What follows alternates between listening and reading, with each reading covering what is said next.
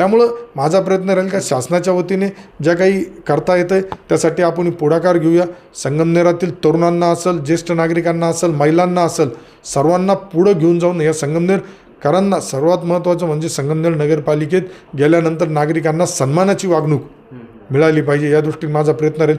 आम्ही 150 दिवसाचा प्रोग्राम बनवला आहे. त्यामध्ये आमची ज्यावेळेस नगराध्यक्ष व टीम तिथं नगरपालिकेत सत्तामध्ये गेल्यानंतर पहिल्या 30 दिवसामध्ये संगमनेर शहरातील प्रत्येक प्रभागातील जे रस्ते आहेत ते खड्डे पडलेले आहेत ते खड्डे बुजवण्यात येतील. त्यानंतर स्वच्छता मोहीम राबवण्यात येईल. पाण्याचा ज्यांना प्रश्न आहे, पाणी येत नाही, कमी जास्त यांनी येतं, त्याचा सोडवण्याचा प्रयत्न राहील. आज कचऱ्याचं बऱ्यापैकी अडचणी सांगितल्या जातात आमच्या लाडक्या बहिणींकडून. कचऱ्याच्या बाबतीतसुद्धा आम्ही गांभीर्याने विचार करून जे जे प्रश्न आहेत हे लवकरात लवकर संपवण्याचा प्रयत्न करू.